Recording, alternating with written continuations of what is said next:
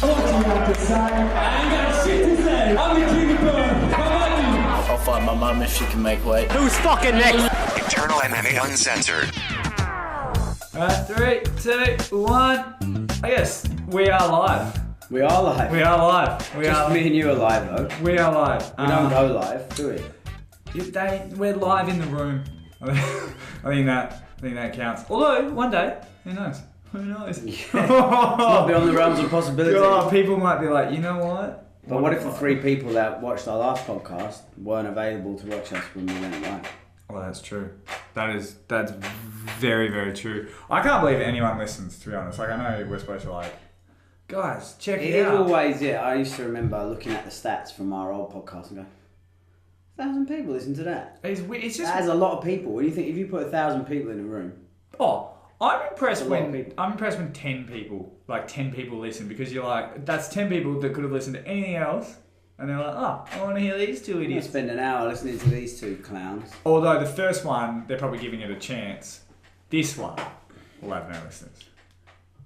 Well, yeah, this would be the true test, like, if people liked what they heard last week. I've had some nice feedback from a couple of people. Yeah. Privately, so... They haven't told me. Yeah. I didn't want to say anything, but you might. This is your last chance. You might get in the boot. Alright, guys. This is the second episode of Eternal. Fourth, because we've shanked so many. Second that will go up of the Eternal MMA Uncensored podcast. We're going with that, aren't we? Emma Uncensored. Emma Uncensored. Google it. Google Emma Uncensored. And yeah, so basically we're just going to talk about all the fights that have been happening, everything that's been happening around the world, but mainly Australia, mainly Perth. Did you say Australia? Australia, yeah. Australia. You missed the word off the end of that. Nah, it's not important. Everyone knows. Everyone's just like, Australia. But doesn't, when you say Australia, shouldn't there be another word afterwards? Australia. Most people swear after they say Australia, okay. Yeah. Oh, it's uncensored. We can get away with it. We've got the little E on the iTunes. Yeah, we have. I love that. And on the main one, if you look at it, it's got that parental advisory explicit lyrics, like straight out of context. That's not fair. Extremely gangster. Because all the radio podcasts I have, it says clean lyrics. Because obviously it's like it goes to air. So to be able to just be like, fuck. I'm like, yeah. Yeah, I can fuck. I can fuck on the podcast. Yeah, it's just going to be, obviously, me and Ben just talking a lot of shit, especially today. If you want to know kind of what we do, check out the first podcast that's up on iTunes and on YouTube. That actually did better than I thought it would. I thought people would, you can dislike it. Thought it was just going to be full of dislike. Well, that is your career. You're obviously all going on all the stuff you've done before. Yeah, for sure. You play the heel. You're a bit of the. I'm going to call you Daniel Cormier. You've embraced the heel role. Yeah, now it's just because. But I'm like, what? John Jones. I do like. Did you see? Just speaking of that, did you see the trailer for the like Tame Your Demons? It's like a 3-minute promo the UFC made. It's just like it's essentially like 2 minutes of John Jones like.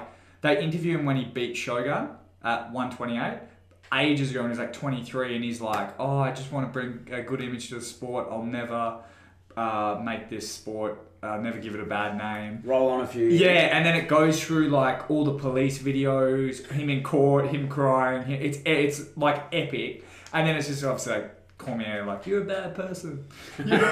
You're a bad person. And then Jones is like, oh, I gotta beat you. Like, it's really well done because they embrace it. Normally they kind of tiptoe around that shit. Yeah. And they're kind of like, oh, it's just a great fight. Now they're like, John Jones, he's a piece of shit. He doesn't care. Yeah. Like the line where he's like, I beat you and I was off my head on coke. Yeah. I didn't even train. It's like, oh, mate. Just out-wrestled an Olympic wrestler. But yeah, before we get into it, obviously we want to read some of our lovely sponsors. So if you don't like this, skip ahead. No, don't. Please listen. We've got Rectangle Images. I got a little thing I'm going to read out, but Ben can obviously go into it and to how much these guys actually help. Rectangle Images are the leaders in premium photography and videography. Rectangle Film... Oh, Ben, you are just... That's a faux pas. That is... Podcasting faux pas. But it is uncensored.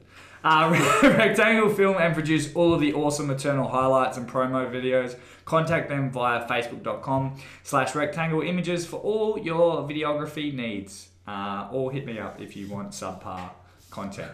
But no, all the highlight tapes, because that's one thing I reckon Eternal does really well is the highlights they put on, especially for the Gold Coast shows, because obviously the more cage, you guys live stream them, there's more... Well, Nick, the guy from Rectangle, is actually there. Yeah. So you get that better sort of content, obviously, because you're there and it's not you taking the video. Yep. But it's it is always hard, especially at the WA Italian Club though, just because you've got to be either on the side of the ring, and not too many cameramen want to do that. Like the guy I got, because when I first did it, I just hung off the edge with the camera, but the guy I got in to do it, so I could do the ring announcing, he was like, I'm not doing that again. I was like, okay, I guess we can get you on the stage. Because it's like, when you think about it, that's probably pretty scary when you got two guys throwing bombs right in front of you, and you got to kind of lean back with your expensive camera. Well, then you got someone behind you going, sit down, you fucking arsehole.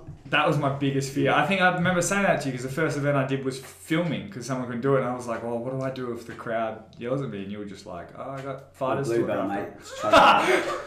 Steve Kennedy blue belt. It's like a purple belt in real life. I got Nagi though. I got Nagi last week. You gave me shit about it. I got Nagi. You did, don't ask it, but still, that's not important. You just be there on the mat, spend the time, mate. Got those little cuts on my fingers. Guys. Yeah, you haven't stopped whinging about your gi bone. Look, I don't care, alright? I don't have this 20-year fight career, but I don't care who's out there listening. You would rather get your ass kicked in front of thousands of people than get these little cuts on your fingers from the gi and then jump in the shower. They sting. Real fighters know. That's why you're undefeated. With that attitude. No one wants to fight me. No one wants to fight me.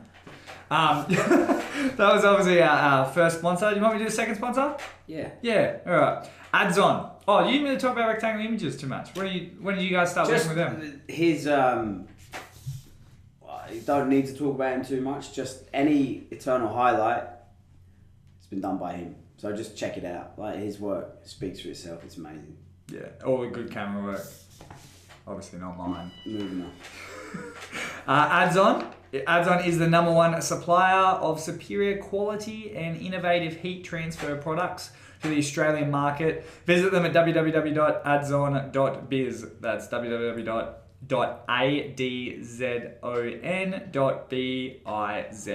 Adzon has been responsible for the printing and wrapping many Australian V8 supercars, and also for the design, production and installation of all transfers on the cage at all Eternal events.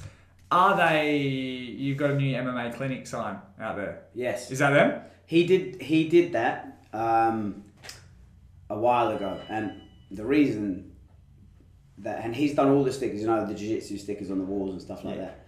Unfortunately, they weren't looked after properly before they were put up, so some of them are a bit crinkly, but the artwork is it's so good. Absolutely fantastic. And Adzon goes above and beyond for Eternal. I mean, he's there in the mornings, stickering up the cages. But what he does behind the scenes for Cam and myself is phenomenal. He's such a big supporter of the show and always has been, and he does it because he loves it, and his work is second to none. But we only work with people that provide, even as far as the fighters, in Eternal. We believe that quality makes a good product. You can get things for cheap, but it's false economy. And at Eternal, we try and work with premium suppliers, premium fighters, premium everybody, except Ring Announce. We're still struggling in that department. But Adzon is a great. He's more than a sponsor. He's a friend of the show, and he'll bend over backwards. So they do the wrapping of proper V8 cars. Yeah, he's a genius. That's awesome. The stuff he can you do that on normal cars, or is it just V8? You can wrap any car. A car's a car, mate. The component parts are slightly different. But do you guys put any? Because the last event I saw, I don't remember any designs or ads on the actual canvas. Do you guys ever do that? We've just bought the cage, so that was an initial expenditure. We're getting a canvas made at the moment, which will have an Eternal logo on it. the lion's head logo. It's going to look amazing. Are you worried about it slipping or anything like that? No, Or we've is it- taken that into account, being a fight promotion, that Yeah. people don't need ice skating boots to fight. Because I've heard that's a lot of people that have done that on other promotions have chucked it on, not even thought about it, and then obviously sweat.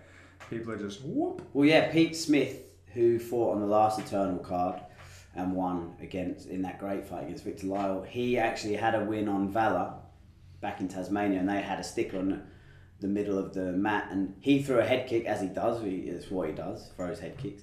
But the other guy slipped on the sticker and fell into the head kick and was knocked out. And I think, I can't remember exactly, but I'm pretty sure it got overruled as a contest. That's crazy. Because he actually, physically slipped at the inopportune moment and received shin to chin. That happens to me in street Devastating. fights all the time. I just slip into it, and just out cold. But no, I actually do worry about it when I see that. I think they had a problem with UFC 200 or something like that, where they had a new sponsor come in. So that's obviously plays into it and adds on. Obviously knows what they're doing. So Yeah, no, he's got all that under control. So. that's Yeah, really- we won't have a problem with fighters slipping over on our logo. And you said you bought the cage. We bought the cage. So we own the cage. We own the cage in Queensland, yeah. Oh, so we're not, like we said before, you're not flying it over. You're going to buy us. Yeah, no, we're going to rent a cage here. Yeah. Oh. Who has a cage here? Oh, mate, there's plenty of people. They've been got to get the dust off them now. Yeah, well, this cage is brand new, never been used. It was bought at the time the cage ban just came in, so this will be its debut, maiden voyage. Oh shit! Eternal 28. Is it Eternal 28? Yeah, Eternal 28. So we're going. September 16. So anyone that was obviously we talked about last week the Jack Dillon interview where he is the Eternal champ and the Reign champ. If you're wondering where Reign is, it's now Eternal 27 called Reign Supreme. So the show title will be Reign. Yeah. We may bring Reign back. In fact, we almost certainly will bring Reign back. But for the meantime, we're going to focus on putting on 10 solid Eternal events a year. Once we've got them locked down and we're happy with where they're at, because both Cam and I have a very distinct idea of what we want the show to be. And once we've got that to the level that we believe it deserves to be at, then we can start looking at...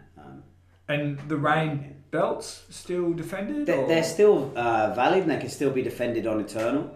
There'll be no new Reign champions crowned in weight classes that don't already have Reign belts. And once we do the super fights for Eternal and Reign belts, so the Eternal champion fights the Reign champion, that will sleep that title for the time being. And that actually, I was thinking about this the other day. What champions, and for everyone that's listening, what weight classes do you currently have belts for? So we're missing a middleweight champion for Eternal, light heavyweight and heavyweights. We struggle with those weights. Because you don't want to obviously crown one heavyweight fight, give them the belt, and then it's not at that quality that you want it to be. Yeah. When do you think, is there in the near future, when do you think we're going to get a middleweight? We hope to have an Eternal middleweight champion by the end of the year. It's like WEC, like early WEC with that. You got bantamweight, Yep. featherweight, Yep. lightweight, flyweight, Tim Moore, yeah. welterweight, and then obviously we're Yeah. And what are we doing with the women's side of the MMA? We've got women's fights going ahead. So when we build up the divisions a little bit, we could start putting some belts on the line. Oh, there was a cracker last one with Kim Piper and Brooke Kenrick. I think I said her name correctly. Please don't beat me up. That was. I really enjoyed that one. I think girls fight like they've got a point to prove. We deserve to be here, and it's awesome to watch the girls fight. So, actually, segueing nicely onto Eternal 27, Reign Supreme. It's like a pizza. Tasty and with a juicy crust. Can I get you a Reign Supreme? We have some girl fights on this card. So, one of whom is Cam's daughter. Casey, she's gonna fight. Yeah. Gina, I don't know. Carano. No. Cardillo, if you speak Spanish. Ideal. Casey, how old is she? She's 18 or 19. oh, because she's been fighting for a little bit, hasn't she? She has. She's chip off the old block. So yeah, she is an exciting fighter to watch. Has she fought on Eternal before? She has one fight on Eternal or 2 fights. Don't quote me. I think I've seen that. Have you been around Cam when that's happening? I haven't, Oh. thankfully. So yeah, I'm sure I'll be filling in full of Valium and taping his mouth shut. No, Cam's very professional. And he's Casey's had some boxing fights and stuff like that as well. So he has witnessed her scrapping on more than one occasion. So he'll be fine. Then we've got We got another. Ellie Reynolds as well versus Olivia Ukmar. And we've got Kayla Mafasakoni versus Courtney Gray. Oh, Kayla's fought on Eternal before. this is like Invicta. This is awesome. Yeah, lots. When are you ever going to get 3 girl fights in Australian MMA? That just doesn't happen. Next weekend or a couple of weekends away, mate. Yeah. Just leave it with me. Cam's the magic man on this card. I think I've matched 1 or 2 fights on this card. That's really good too, because like obviously a lot of promoters would have they're interested in the fight game, but it's just like basketball or any other sport.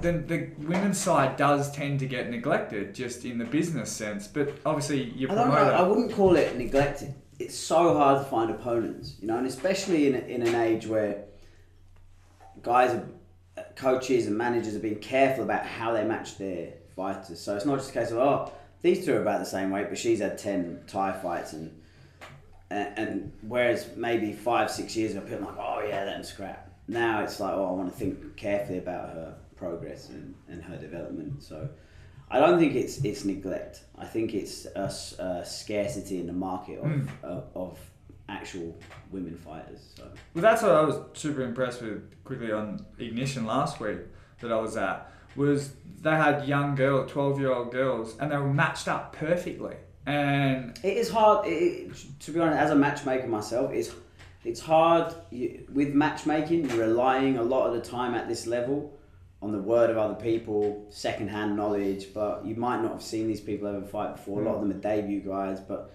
they've got experience elsewhere and stuff. So it does come down to the integrity of coaches and managers, and sometimes it doesn't pan out, which makes the matchmaker look bad, but someone will tell you, this guy's never done this before, he's just green, and then all of a sudden you get in and he's boxing like Floyd Mayweather, and you're like, hang on a minute, maybe this didn't quite go the way that... Have you ever had, has it ever hurt your relationships with other gym coaches and things like that have kind of misled you? There are people who I would take with a pinch of salt. If they say that they're this, I'd add a bit, So there are people that, and there are people that I'll hesitantly match with because of how they. Most people would sandbag their fighters half the time, wouldn't they? Like they're not as good and match this up, and then all of a sudden they're better. You very rarely would you get a guy that says he's amazing, and you get him in there and he's not.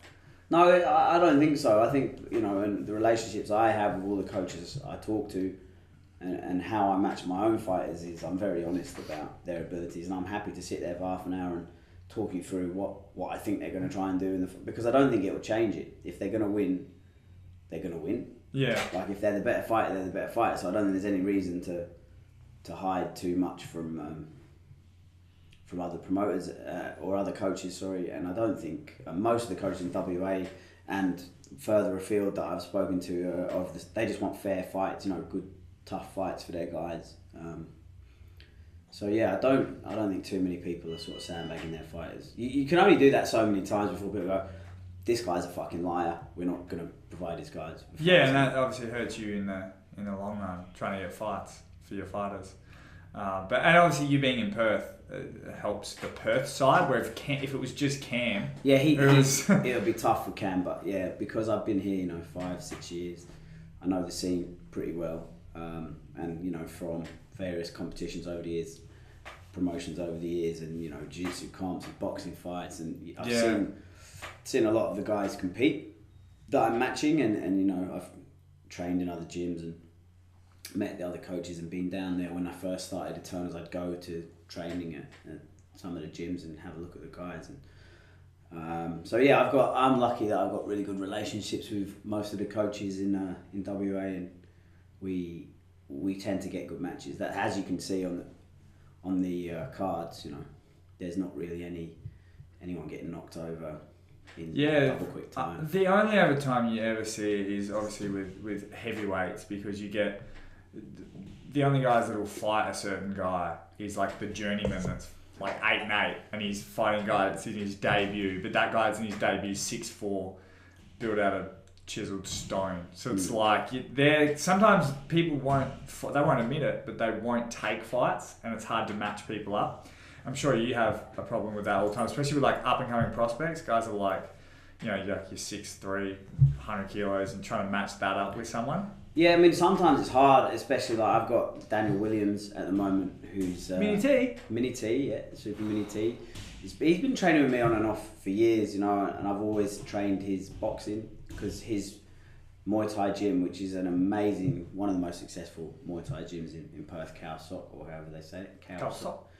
They're very old school in their Thai, and they don't focus too much on the boxing. So Dan and a few of the boys from there have always come to me to do a bit of pad work with the hands, and they produce fantastic, tough fighters. But Dan's always been interested in the MMA side. He's been talking to me, because I went to school with him. He's been talking to me about that for years. But he had definite goals that he wanted to achieve in Thai boxing. So now he's the WMC world champion, and he won the WKSF world title as well, I believe.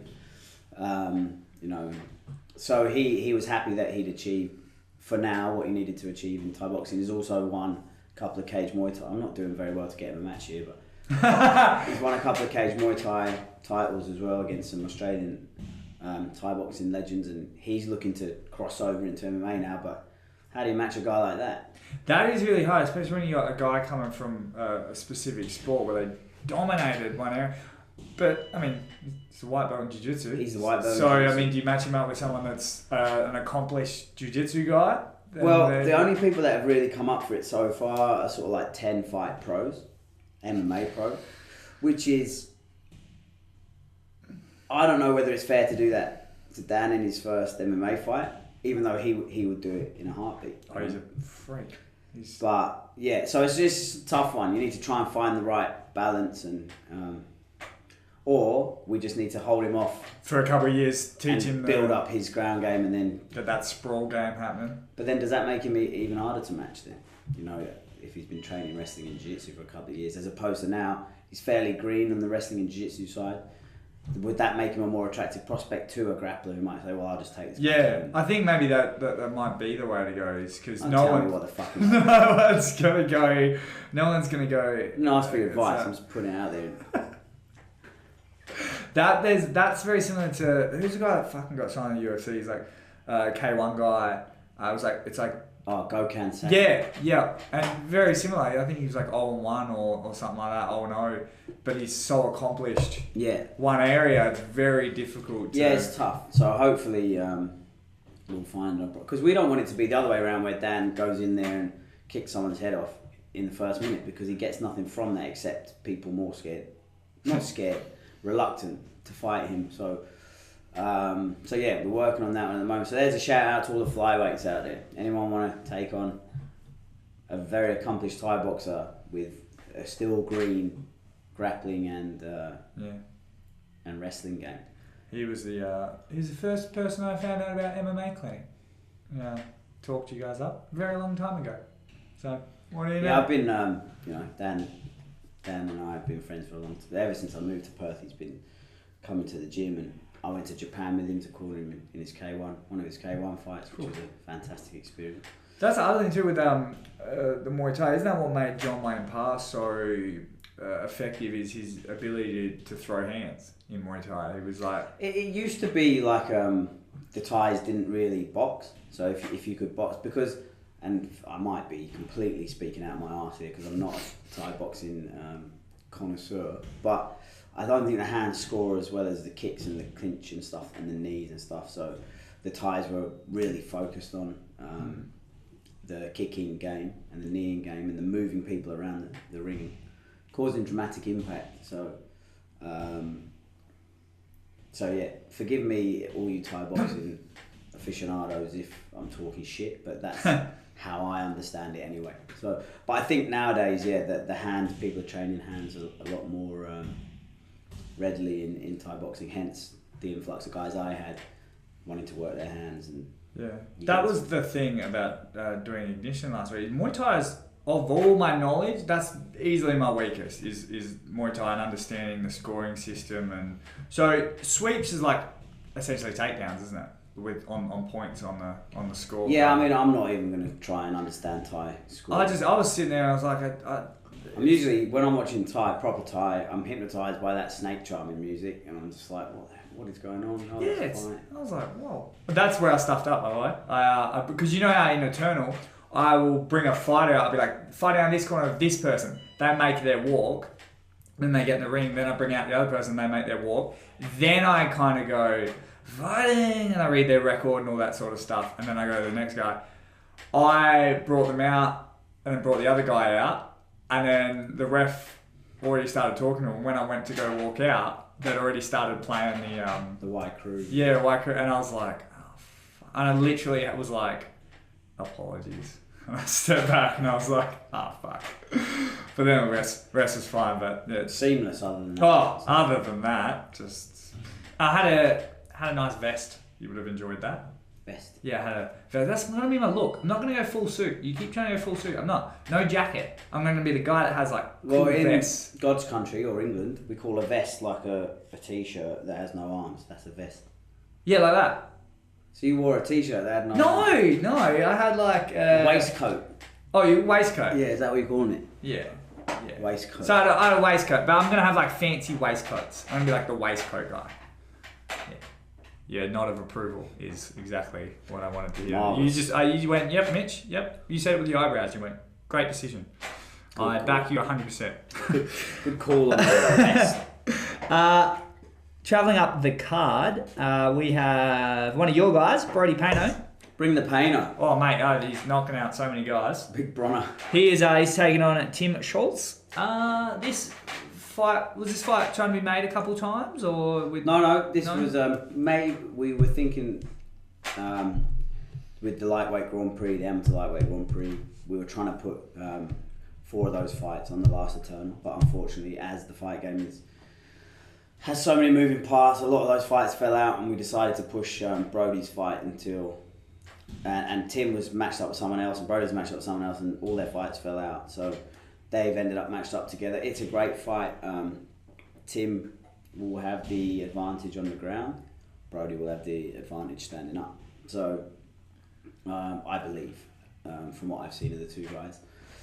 But it's going to be a good fight. Again, 2 young, up and coming guys who are doing it the right way. You know, Tim Schultz from Integrated with Adrian Pang, so he is developing his fighters properly. Plenty of amateur experience.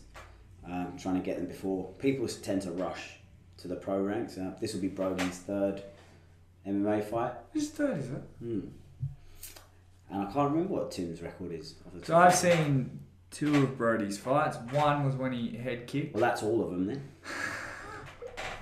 That was insane. And his pro boxing, it was pro, yeah. Against at one of the CDL. And he won by knockout again. He's a freak. He's a very talented young man who you know, he's the new breed in that he's not afraid to go in there and give it a go. Like, he hasn't been training that long in the grander scheme of things, probably like 3 years maybe, max. But yeah, he's talented. But he's also one of those that's not afraid to stand in the pocket and throw hands. And you know, that's why he's got a couple of knockouts on his record, because he'll take a shot to give a shot. And you know, the pro fight, we kind of knew going into that it was 50-50 at best. It was a last minute thing. Brody hadn't fought for a while, just thought he'd get a little move around in. And yeah, he went out there and you know, that's the fight game. You know, the guy was a more accomplished boxer than Brody, but Brody landed you land one good shot and put someone on dizzy street, and then It's always the rest is history. So I always go that's back to the. that's the risk we take it with striking, you know. But in the ground game, I think it's much less likely that you're going to get, you know, a black belt. 99.9% of the time will beat a white belt. However, in striking, you could be a black belt level boxer, for example. Not that you have belts in boxing, but and then against a beginner, that beginner always has that puncher's chance. Whereas the grappling, the puncher's chance it doesn't exist. That's why there's so many douchebags in the world. It's because it only takes one shot. Where if everyone just did jiu-jitsu, So yeah, And I've noticed in sparring too, a lot of guys will go, especially in striking sparring, a lot of guys go on 70-80%. So there's always like that, oh, but I could have got you if I went hard. Where in jiu-jitsu, you're going 100% the whole time. You're getting just humbled left, right and centre. But watching guys in striking, I always go back to with the puncher's chance. You've always got, I don't know if you saw Rob Powdrill take on Damien Hoover. Yeah. Yeah.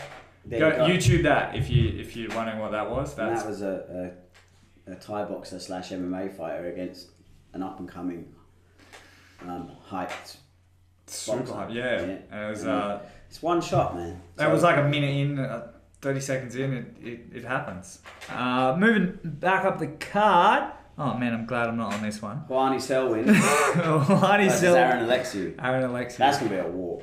Yeah. Both of these boys fight at a very high pace. They've both trained in very good gyms. What weight? What weight? What weight are they? I think it's featherweight, actually. As you can see, I'm still sort of coming to terms with the Eastern States fighters' weights, records, gyms. Obviously being prominently based in Perth, but I'm over sort of a lot more often now. Unfortunately for me, when I go over, I've always got fighters like we discussed last week, so I don't get to sit cage side and watch too many of the fights. You heading over for this one? I'll beat Brody's fine. Brody, yeah. So, but hopefully we're going to put Brody and Tim on a bit further down the card this time, so I get to, you know, it's good for me looking at matches maybe over this side that we can bring people over to get to watch the fights, and it'd also be nice to actually, you know, I go to X amount of shows every year, but I don't see that many fights. You know, I only really see the fights my guys are involved in, and maybe the main event if my guys aren't the main event, with a couple of fights above them. So, yeah, it'd be nice to sit cage side, get the best seat in the house, and sort of take advantage of my position for once, as opposed to being backstage wrapping hands and getting beaten up by overexcited fighters before the. I'm getting too old for that shit, by the way. That's why I like it when Josh comes with Jack, so that I don't have to get beaten up by Jack every fight, because that is not fun. Ryan's the worst though. Ryan Gray, he kicks my ass. That's what I've noticed too, being the ring outs, because I've got to say, like, I go end of round one. I'm watching the whole fight. I never watched a fight as closely as I do, because you're best seat in the house. You got to know what's going on, type thing. And I've learned so much about the fighters in the last 2-3 events than having just a good ticket. And that's the other thing too. I feel like when you're sitting and watching, you get distracted talking to a guy next to you. Yeah, you go and get yourself a beer, or in my case, a sparkling water. But even you and Cam, man, I've seen you guys, people running up and the gloves are too big. Where are the? It's non-stop. It's one of those events. Like it's not like normal events. There's, like I said, I sound like a broken record, but the moving parts in a fight event are phenomenal. And then you've got 20 people backstage. So you've got 10 fights. That's 20 fighters, 10 coaches minimum. So you know, say you've got 50 people backstage. They all want gloves. They want ice. They want water. They want someone didn't buy the ice. So there's always something. And then the commission's, this person's doing this and they shouldn't be there doing that, and so you have to sort that out. And then I can't find my table seat. Like I paid for a table seat and I'm supposed to be here. And there's always a cornerman trying to film, like in the cage. Every event I've seen, there's always a cornerman that's like up on the ring, or like, so you guys are just running around non-stop. I can't remember who it was on the last show, but I saw on social media that someone was asking if there was a stream for the fights, and I went, no, but I'll be recording from the corner. And I remember pulling him at the I can't remember who it was, and I said, you won't be recording from the corner. You won't be Facebook Live from the corner of no phones in the corner, please. Let's try and keep it. Facebook Live, kill Killing the game. Killing the game. So yeah. So where were we? Huani Selwyn and Aaron Alexo. Yeah, that's got fight of the night written all over it, I would say. Oh, that's the pick. That's my call. That's the pick of fight of the night. And then moving up into our main events, we got Diego Pereira.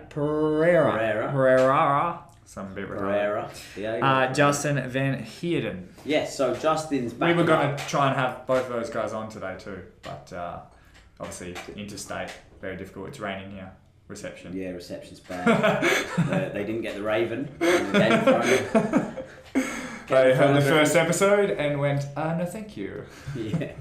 So, Justin backing up off of his fantastic and impressive win over Aaron Fisher. I like Aaron Fisher. I've seen a couple of those. Diego was matched and his guy pulled out and I said to Cam, well, why don't you ask Justin? He's got momentum. He's coming off of a fantastic win. There's no reason why he wouldn't back up. And Diego's got a bit of a reputation. You know, he trains at a really good gym, Southside, with Paul Stoyer over there. Unfortunately, he lost his last fight, so it sort of has slowed his momentum down a little bit. But he's still a very highly thought of bantamweight, and it's going to be another tough test for Justin. But if Justin's proven that he can produce the goods under pressure, and Diego's going to come out looking to right the wrongs of his last fight, and I know Paul will have been working really hard with him, and I expect another really exciting fight. Justin, I feel, will be looking to take the fight to the mats, and Diego will be looking to remove Justin from his consciousness standing up. Styles make fights. Yeah, Diego has like an 8-second KO on his Yeah, I saw that one. Some head kick knockout. Eternal, I tell you what, I reckon if we matched them all up, Eternal has more knockouts under 20 seconds than I reckon I've seen in any other organisation. I don't know what it is. Maybe it's the lights. People are just like, let's get out of here real quick. Yeah, I don't know. It's just like the guys, we try and match guys that are game for a scrap, Obviously, there are those technical guys out there that, want to break the game down, break their opponent down technically, and we like that too. Like, that is an element of MMA I really like, but you can't get away from the two guys that stand toe to toe and want to take the head off of each other. Does that go into putting the card together at all? Do you go, I want all guys that want knockouts, or do you do you mix it up and... No, we just look at the weight divisions, who's nominating, who's actually put their names up for that, and we look at the names that we've got and think who's going to make the best fight possible out of those people, and then we try and put them together. So that's the other thing. Putting together a fight, is it? We obviously see on Facebook you guys put down certain weight classes. Is the next level of being a fighter is when you guys kind of are already offering fights to fighters? Obviously the top guys will come to them and say, look, we've got this guy, would you come? And then you've got to earn that. So the guys are working their way up at the moment. But we do approach fighters of all levels. If we've heard of someone and we think we've got a good match for them, we're not hesitant to pick the phone up and or drop them a message and say, do you want this fight? That's how it works. Matchmaking's a grind. For every match you make, you've tried to make 10 others. It's tough. It's stressful, but when you see it all come together, pull together nicely at the end, and you get a good fight card with good fights, and everyone is happy with their matches, and the crowd get entertained. That's what makes it worthwhile. As a fight promoter, especially when you're matching fights, is it do you want close split decisions, or do you want because obviously knockout's great for the crowd, but as a matchmaker, I think you want a good mixture of everything. I mean, ideally, you'd have knockouts, you'd have submissions, you'd have fight of the night, wars. That would be the three things you want. It would be wars, knockouts, and submissions. When I used to buy the pay-per-view when I was younger, at 18 and watching the UFC, I wanted undercard or knockouts, and then the cards the main you were looking for, you wanted them to be wars. type thing. But that's what happens, especially Eternal. The amount of knockouts, even the live stream, because live streams can get a bit boring, especially because it's not as flowy as normal like pay-per-view shows you'll get. So when you get all these quick knockouts and some of these fights, it's very interesting. It almost feels like there's more chance of a knockout. I don't know if it's maybe the level certain guys are ready and certain guys aren't, or if it's the defense, or if it's just they're young and so they want to throw down straight away. But there's something about watching Eternal and other promotions. All of those fights they're really good. They're just kind of, I don't know, it's almost like they're more energetic. They're kind of more excited to fight, where when you get some of the vets that have had 20 fights, 30 fights, they kind of know how the game works. They're playing for wins. Then when you get young guys, like you said, like Brody, he's just like, just want to absolutely bang. But then that moves on to exactly what you were talking about earlier, a vacant Eternal middleweight title. Yeah, there we go. I said it'd be done by the end of the year. Well, how about the end of the month? Well, not quite the end of the month. I have it done for you by the first week in August. How about that? Darcy Vendy versus Isi Fitikifu. Yeah, is that right? Go. Or is he going to murder me? Fitikifu. I don't really know. You'll fucking probably know by the end of this fight. If he's matched up well with Vendy, I really like Vendy's fights. Yeah, Darcy's exciting to watch, and he's from one of the well-respected gyms on the Gold Coast. I think they're on the Gold Coast. See, this is where. Let's go Queensland, on the southeast Queensland. Play it safe. Shindo Newbury. Yes. Under Kerry Dunn up there. So, yeah, Kerry turns out really good fighters. Darcy's an amazing grappler, as Jack Della found out once. Popped his neck up for a second. Was removed from consciousness. Well, not quite, but could have been. So yeah, Darcy, if you make a mistake on the ground, he's going to pounce on you and he's going to submit you. He's been working really hard on his stand-up leading up to this fight. I know he's had a boxing fight and a Thai boxing fight, which I think he's won both of them. So he's working his stand-up too. I don't know that much about Fitikefu. I know he's undefeated as a professional, but I'm sure if Cam's made the match, then he sees that there's a 50-50 chance of him winning. So, yeah, it'll be exciting to crown another champion, another Eternal champion, and then that leaves just the heavier weights to sort out. Yeah, now new belts. We got a little bit. I don't know if they're the new belts or the old belt. I've got so many now. A little bit more red on them. Can't keep up. You guys are fucking splurging a bit. Used to just be all silver. No. They are real rupees. Rubies? From Diva. Rubies, not rupees. Rupees are currency. Rupees from Indonesia. The currency they probably are actually. You're probably right. The currency we used to buy them. Rubies. Yes. I think there's one missing. Anyway, we won't go into that. But yeah, so we'll crown another champion to and I think that other than the card that's been published, there's another couple of fights to go on to that as well. So it's looking like a pretty big fight card, and the Mansfield Tavern's a good old school fighting venue. It's an old music venue, but you've got a little stage. It's really crammed in around the cage, especially with our new cage, which is pretty big. Where is it's a small area. Mansfield Tavern? They're just outside Brisbane. Okay. So the last one, Southport, that was in Gold Coast, yeah. And then so you've got Brisbane, Gold Coast, Perth. Have we ventured out of there? We are looking to venture out of there. Ooh. But we're having a few getting caught up with a bit of red tape at the moment in a few places. So sure, you can get me cheap flights. Yeah, why not use you? Hey, I'll have rockin' waistcoats. Is there, and obviously the Fighter of the Year is still going. We've still got points going towards. Yeah, absolutely. So Brendan Mumford has torn ahead at the front of the line. I know Aldin Bates still wants a piece of that action, so you might well be seeing Aldin back on an Eternal card. I very much hope so.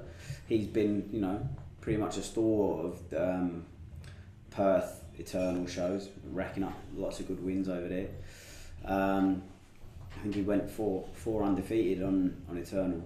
And he put up it was a great fight against Kit Campbell. It was just got caught. That's the game, like I said before. Like could have gone either way. Punches chance, 4 ounce gloves, 2 big boys throwing down. That's what happens. Alden's a big dude too. He is So a big that's guy. and that. So yeah, I can't remember how we got onto it. Alden and being a stalwart of the. What were we talking about? About it being at Mansfield and And then we somehow got back to Perth again. yeah, we always do seem to make it about us. It's way too much for my little brain to handle. I got the worst short-term memory ever. Like it's so bad. I still thought we were talking about Casey O'Neill fighting.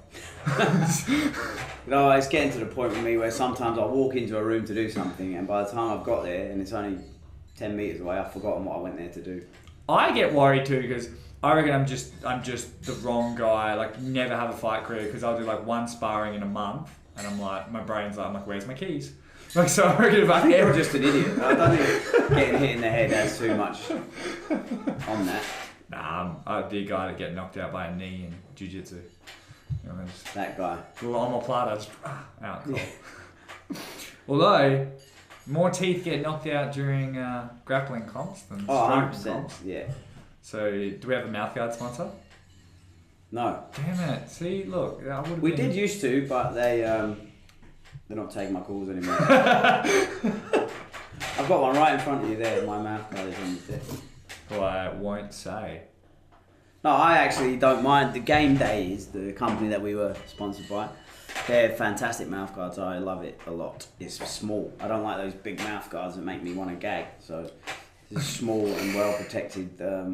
I used to hate them with a passion. I just couldn't do it, and I got these. It was just a basic one from the dentist type thing, and it's those ones where you don't just put it in when you spar. You basically just wear it when you train. You don't even notice it's there, type thing. I used to when you were fucking trained. Just in general, like because it's so I can just Down leave the it pub. there. Why are you talking funny? Sometimes I do it when I'm feeling like a low self-esteem, and it's a fight, but at least someone's paying attention to you. That's all that matters. We got obviously sifted through this card pretty well. You can get tickets available facebook.com/Eternal MMA. It's at Mansfield Tavern August 5th. Doors open at 6 p.m. Line up at least 5:40.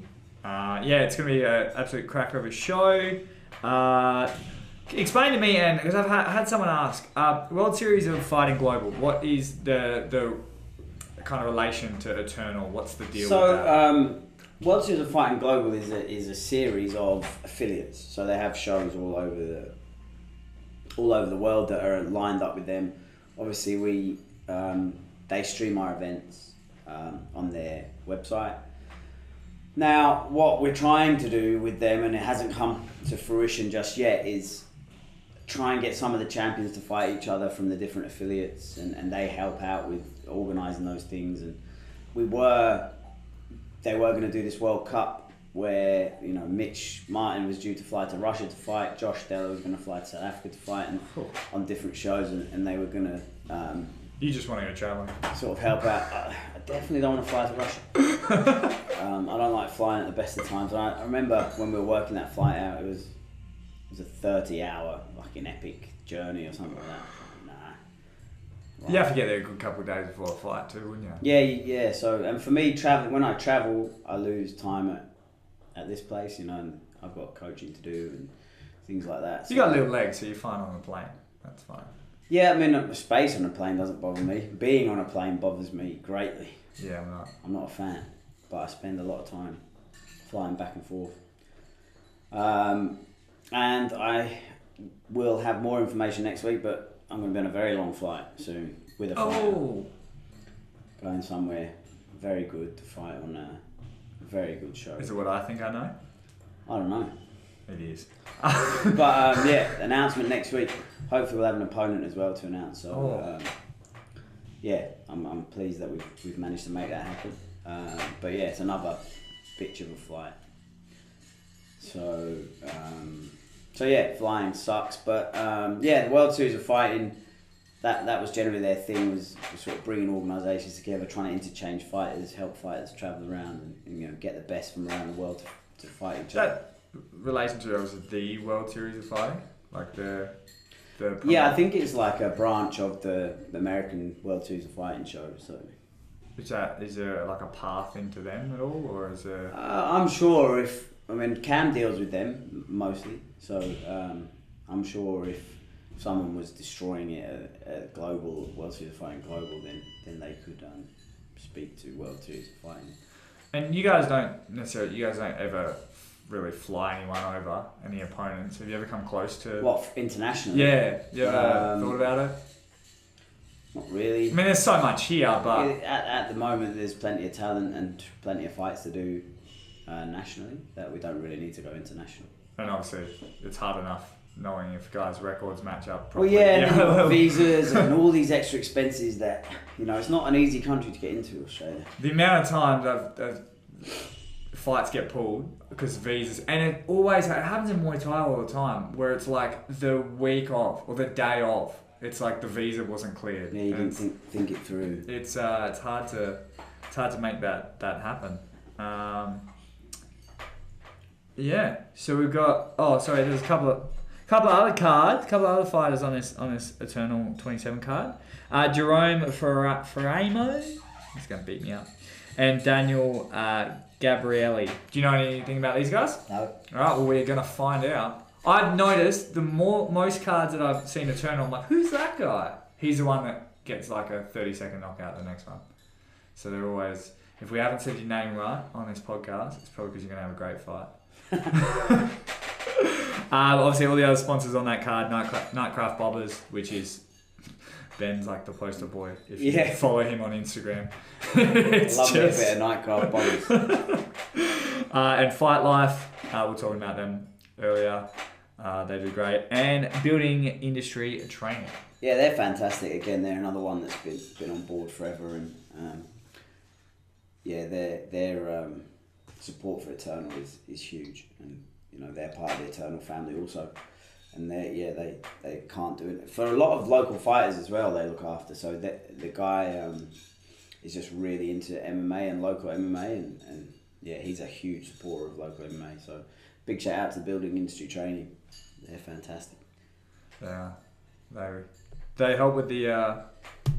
That's got nothing to do with the cage building or anything like that? Funnily enough, funny you say that, but we were packing the cage away after the last show, and we were loading it into the back of the van, and he came out of the sports bar, which happened to be next to the loading bay, and the guy that runs the Building Industry Training, he came out, pissed out of his head, and started, loaded a couple of bits onto the thing and jumped in his Uber to go off and get more pissed.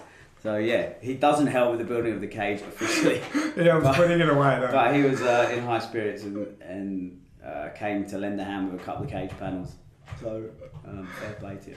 That's the one. That's how it normally happens. It's you guys. That's always the funniest a bit of all events. Finishing the events is you guys trying to get the fucking van around the front and get everything loaded in. And it's always. I hate packing up. I'm always on the group chat with you guys, and it's always you and Cam trying to fucking find each other. Someone's got the van. Well, last time you got someone's purse as well, didn't you? You got Mitch Martin's purse. I didn't say anything when that happened. He's Cam's handing out, we're all waiting around, all the referees, everything. Cam comes with his big bag of money, and he's like, oh, okay, MC.